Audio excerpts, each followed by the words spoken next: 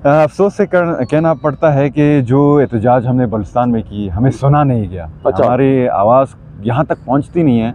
तो शायद हमने इसी उसमें आकर हमने ये फ़ैसला किया कि इस्लामाबाद आएंगे, शायद हमारे आवाज़ को सुनी जाएगी। लेकिन मायूसी सा आप देख रहे हैं, लोगों के आंखों में भी मायूसी है शहदा के अलावा कि देखें जी, पहल ईरान से हुआ था और एक पाकिस्तानी शहरी होने की हैसियत से मैं ये समझता हूँ कि जो मुल्क अपने सोवेरेनिटी पे कॉम्प्रोमाइज़ करता है वो बहुत वीक होता है। बिल्कुल। लेकिन अल्हम्दुलिल्लाह पाकिस्तान को जब भी दुश्मन ने ललकारा है और हमारे सोवेरेनिटी को उन्होंने इन्वेड करने की कोशिश की है, पाकिस्तान ने उनको मुंह तोड़ जवाब मिला। पाकिस्तान का शहरी है, पाकिस्तान जैसे उसके साथ सलूक करना चाहे सरबशम हम कबूल करेंगे।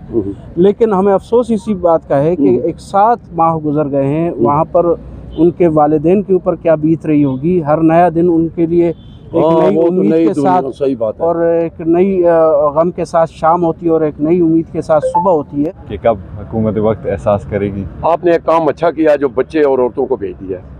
बिल्कुल, इसको मैं अप्रिशिएट करता हूँ, क्योंकि उन बेचारों को तो वो जाती हो, क्योंकि वो पहले से इतना उन्होंने देखा है ज़िंदगी में, यहाँ बिठा के। और अभी तो हमारी उम्मीदें भी टूट रही हैं हुकूमत से कि वो भी अभी नहीं आए हैं। चार्टर ऑफ डिमांड हमने पेश किया, कोई इंटरेस्ट नहीं दिखा रहा, तो सीरियस नहीं ले रहा। शायद उन्हें हमारे शहदा का कदर नहीं है, पता नहीं।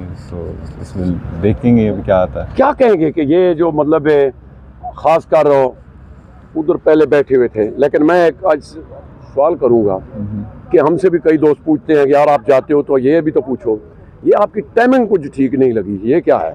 वैसा मतलब है, पहली बात तो ये है कि आपके ज़ख्म हैं, आपके वालिद शहीद हुए हैं, आपके भाई शहीद हैं, कज़न शहीद हुए हैं, तो ये नहीं है। लेकिन हमारे नाज़रीन जानना चाहते हैं कि ये टाइमिंग आपकी ठीक नहीं थी, बाकी ठीक है, क्या कहेंगे इस पे? अभी हम 2 महीने उनसे पहले आए थे यहाँ। अच्छा। प्रेस क्लब में हमने मुज़ाहरा भी किया यहाँ, मिलिट्री कोर्ट्स के हवाले से। इससे कबल बलूचिस्तान में हमने कई दफ़ा अपना जो एहतजाज है वो रिकॉर्ड कराया है।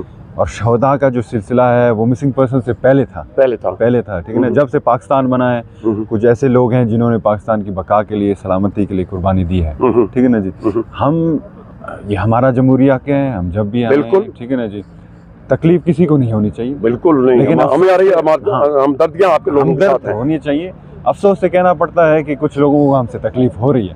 वो मैं गलत तो नहीं सवाल किया? नहीं, बेहतरीन सवाल किया। और लोगों को जानना चाहिए ना कि बहुत सारे लोग कहते हैं कि भाई आप काउंटर करने के लिए आए। काउंटर हम क्यों काउंटर करेंगे? हमारे माएँ और बहनें बैठे हुए हैं ना, हमारे बलोच रस्म रिवाज के तकाज़े से बैठे हुए हैं ना, हमें उनकी भी कदर है, उनको हमारी कदर नहीं है। वो कहते हैं कि एक एजेंडा के तहत वो हम बैठे हैं यहाँ, कल के दिन हम भी कहते हैं कि वो एक एजेंडा के तहत बैठे हैं, तो मुनासिब नहीं होगा ना।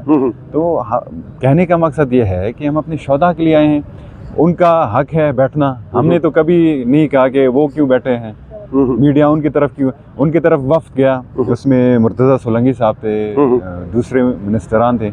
हमारे तरफ हमारे तरफ से तो सिर्फ जान चकदी साहब आए, या उनकी तरफ आईजी साहब गए, दूसरे भी लोग जाते रहे, मैंने खुद कवरेज की है। हमारे तरफ तो सिर्फ जाना चकदी आए हैं और कोई भी नहीं आया, कोई सेनेटर हमारे तरफ नहीं आया, कोई कबायली तो जमात इस्लामी के लिए आए, मैंने खुद कवरेज किया। तो ये बात है कि मतलब अगर हमें रियासत बिठाता या हम काउंटर के लिए आते तो हमारे हाथ में तो पावर, जो स्टीयरिंग है वो हमारे हाथ में होता, उनके हाथ में तो नहीं होता। हम कब से रो रहे हैं, पीट रहे हैं कि आए, हम मुज़ाकरात करना चाहते हैं, हमें सुने आप। कोई नहीं आता, कोई एहसास नहीं रखता। तो ये तो कुली तज़ाद है, और उसके ऊपर हमें सबताज भी किया जा रहा है। तो ये ऐसी चीज़ें हैं जिसे गुरेज करनी चाहिए, हक़ाइक़ को आगे सामने रख कर फिर कुछ कमेंट्स पास करें, ठीक है ना जी। ये उनका भी हक़ है, हमारा भी हक़ है, इसमें कोई दो राय नहीं है कि पुरअमन तरीके से वो भी बैठे हैं, हम भी बैठे हैं, किसी को तकलीफ़ नहीं होनी चाहिए। अच्छा जमाल भाई, आप तो वज़ीर भी रहे हैं, देखे ना, जो ज़ाहिर चीज़ वज़ीर होता है उसके पास जो पावर होती है, मतलब उसको पता होता है ये क्या हो रहा है। तो आप तो माशाल्लाह, चलो वो तो कहते हैं जी हम तो खाना बदोश हैं, लेकिन आप वज़ीर रह के आपने क्या कुछ देखा है कि ये मसला क्या है, ये हमारे नाज़रीन को ये बता दें। सबसे पहले तो एक चीज़ वाज़ेह होना ही चाहिए कि मीडिया के ऊपर जब मेरा नाम आता है ना, वो कहते हैं ये वज़ीर रह चुका है। नहीं माशाल्लाह आप यंग सर हमें मतलब फख्र भी है असासा हो। बिल्कुल मैंने बड़ी कोशिश की है नौजवानों के लिए, लेकिन एक चीज़ हम इग्नोर करते हैं, वो ये था कि वजीर के सामने एक और लफ्ज़ भी था, वो था निगरान। अच्छा हाँ चलो ना कोई बात नहीं, लेकिन निगरान वजीर वजीर ही होता है। जब निगरान वजीर 3 महीने के लिए आता है, वो कुछ इश्यूज उठाता है, उसको सब हाईलाइट करते हैं, ठीक है। लेकिन जो लोग उनके ऊपर उनकी इश्यूज के ऊपर पिछले कई सालों से सियासत कर रहे हैं और 5 साल के लिए इक़्तिदार पर भी बैठते हैं, उनकी कारकर्दगियों पर कोई सवाल नहीं उठाता। ये भी कुली तजाद है ना। तो कहने का मकसद ये है, जब मैं वजीर था निगरान काबीना में, जब कोई प्लेटफॉर्म आपको मिलता है वो होता है कैबिनेट प्लेटफॉर्म, क्योंकि असेंबलियाँ होती नहीं है, ना ही कौमी असेंबली होता है ना ही सूबे असेंबली होता है। और जहाँ तक कैबिनेट का सवाल है, मिसिंग पर्सन्स के हवाले से भी मैंने बात की है और शोधा के हवाले से भी मैंने बात की है, ठीक है। क्योंकि एक निगरान हुकूमत में आप मेजर डिसीजंस ले नहीं सकते, तो हमें इसलिए ये कदम उठाना पड़ा कि हम आगे जाकर अपने सुप्रीम कोर्ट से, अपनी जुडिशरी से ये हम असेंबली तक कि इलेक्टेड गवर्नमेंट जो भी हो, इलेक्शंस आने वाले हैं, जो भी इलेक्टेड गवर्नमेंट हो, उसमें एक शोधा की जो नरम दिली है, उनके लिए अप्रिशिएशन है, वो रखा जाए। अच्छा, ये गुजारिश करूँगा कि आपने ये जो शोधा का उठाया बहुत अच्छी बात है, लेकिन इसमें आपका पूरा एजेंडा क्या है? एजेंडा हमारा क्लियर है। सबसे पहले तो हमें इंसाफ दें। आपकी मपत आप मतलब कई दफ़ा मुझे इंटरव्यू दे बैठे हैं, लेकिन कई नए लोग भी सुनते हैं ना। इंसाफ है। दूसरा प्रिंसिपल हमारा है, हमारे शोधा के लवाकिन को हक देना। मतलब उसमें हक मतलब क्या होना चाहिए? देखें जी, यहाँ जो हमारा शोधा फोरम का प्लेटफॉर्म है, इसमें हमारे साथ सिविलियंस भी हैं, ठीक है, पाक अफवाज के नौजवान भी हैं जो शहीद हुए हैं, पुलिस के भी हैं, बिल्कुल, ठीक है ना जी। मकसद ये है कि अगर कोई सिविलियन का बच्चा वालिद शहीद होता है, उसका बच्चा पढ़ना चाहता है, उसकी तालीम, उसका खर्चा, ये उसकी मतलब एजुकेशन और मतलब हेल्थ तक ये गवर्नमेंट की जिम्मेदारी है, बहुत अच्छा होनी चाहिए, इम्प्लीमेंटेशन होनी चाहिए। दूसरा जो पहला है इंसाफ हर कोई चाहता है। मेरे वालिद को किसी ने शहीद किया तो मैं जानना चाहता हूँ कौन था इसके पीछे। भाई को शहीद किया, हमारे ऐसे फैमिलीज हैं वो जानना चाहते हैं कि उनको प्यारों को किसने शहीद किया। तो ये एक जेन्युइन डिमांड है और एक ऐसा डिमांड है जिसमें हमारा ये अनएलिनेबल राइट है कि हम अपने जुडिशरी से भी ये कर सकते हैं, अपने गवर्नमेंट से भी ये कर सकते हैं, अपने इदारों से भी ये कर सकते हैं। जमाल भाई, क्या बात, सॉरी मैं बात काट रहा हूँ, क्या बात है, कितने दूर से आपको इधर आना पड़ा और आप उधर भी एहतजाज कर रहे हैं, फिर इस्लामाबाद में आप कुछ ज़्यादा ही उम्मीदें लेके आए हैं? अफसोस से कहना पड़ता है कि जो एहतजाज हमने बलूचिस्तान में की, हमें सुना नहीं गया। अच्छा। हमारी आवाज़ यहाँ तक पहुँचती नहीं है, तो शायद हमने इसी उसमें आकर हमने ये फ़ैसला किया कि इस्लामाबाद आएंगे, शायद हमारे आवाज़ को सुनी जाएगी। लेकिन मायूसी सा आप देख रहे हैं, लोगों के आंखों में भी मायूसी है। शोधा के अलावा आवाज़ तो जा रही है ना, आपकी आवाज़ हमारी आवाज़ जा रही है, सुने या ना सुने, ये अलग या ना सुने, आवाज़ आप लोगों के, जैसे आप मीडिया के हजरात हैं, आप लोगों की वजह से बहुत सुनी जा रही है अल्हम्दुलिल्लाह। एक लोगों को यहाँ जो बैठते हैं इस्लामाबाद में, उनको पता भी चल रहा है कि कुछ ऐसे भी लोग हैं, बड़े दूर दराज तक जाती है बात, हर मुल्क में जा रही है। तो लेकिन अफसोस ये है कि जो पावर कॉरिडोर्स में बैठे उन तक नहीं जा रही। हाँ, ये वो जो पर्दे इन्होंने पहने हुए हैं कानों पे, वो शायद उनको निकालना पड़े। वो अल्लाह बेहतर जाए, हम तो दुआगो हैं कि मुल्क में अमन आए, खुशहाली है। अच्छा सॉरी, एक बात, ये जो मतलब एक नाखुशगवार वाक़या वो ईरान से जो हो रहा है, क्योंकि आप तो बॉर्डर के साथ होते हैं, हमने तो बलूचिस्तान देखा नहीं है, इस पे आप क्या कहेंगे कि ये भी कुछ साजिश का हिस्सा तो नहीं है क्या?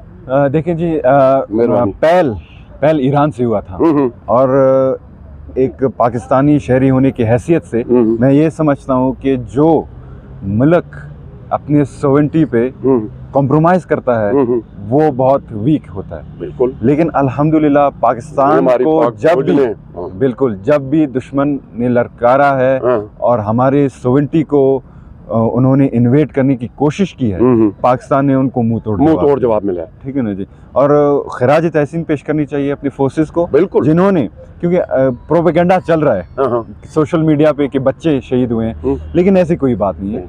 BLA ने खुद कबूल किया कि हमारे सरमचारों को मारा गया है, ठीक है ना जी। तो अगर ये प्रोपेगेंडा चल रही है कि बच्चों को शहीद, लेकिन प्रोफेशनलिज्म को हमें जो पाक फौज की है उसको माननी चाहिए कि उन्होंने ये प्रोफेशनल तरीके जवाब से दिया, मुंह तोड़ दिया है, ठोक के। डिप्लोमेटिक भी जवाब दिया है उनको, और जो फायर है उस पर भी जवाब दिया। तो हम खराज तहसीन पेश करते हैं, हमें फख्र है अपने फोर्सेस पर। बहुत शुक्रिया जमाल भाई, बहुत शुक्रिया, थैंक यू। गांव का है, गाँव का है, और वहाँ पर ये एक सियासी और समाजी शहरी है, बड़ा ही मकबूल है लोगों के अंदर। अच्छा, पूरा आपका पहले जरा सॉरी आपका पूरा नाम बता दें। मैं इफ्तिखार अहमद खान, सदर तामीर नौशहरा तहरीक।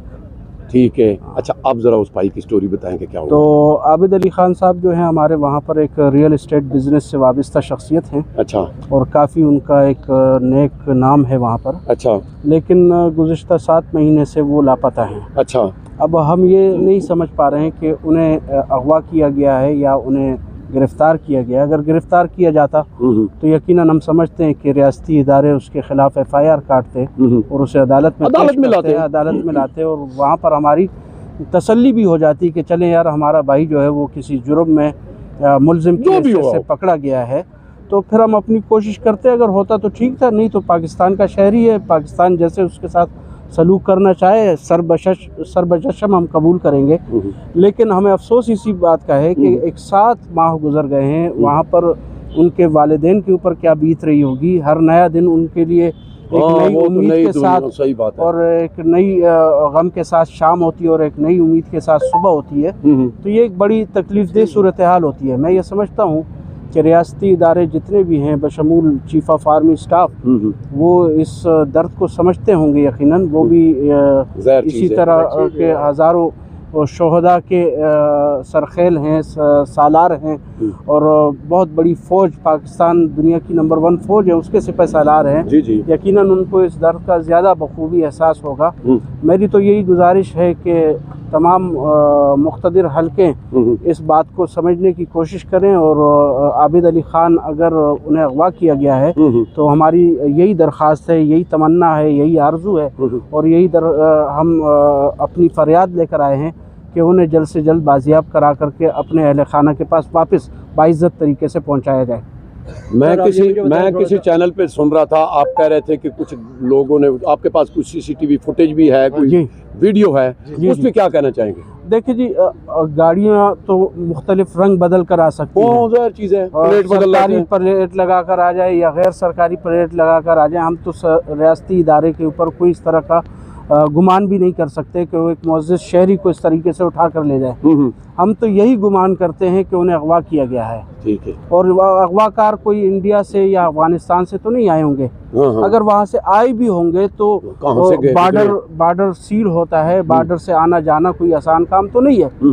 यकीनन वो पाकिस्तान की हदूदात के अंदर ही होंगे, जहाँ पर भी होंगे। हमारी ये मुकम्मल 100% उम्मीद है, और हम इसी उम्मीद की बिना पर यही समझते हैं कि हमारे इदारे अगर वो अगवा किए गए हैं तो उन्हें बाजियाब करें। सर, आपने पहले भी प्रेस कॉन्फ्रेंस की है, क्या वो प्रेस कॉन्फ्रेंस करने के बाद किसी अदारे ने या किसी अपना मुतल्लिका फर्द ने आपसे रब्ता किया है? देखिए जी, अभी तक किसी ने कोई ऐसा रब्ता नहीं किया। अगर राबिता हो जाता तो हम मुनासिब नहीं समझते कि फिर हम यहाँ आते।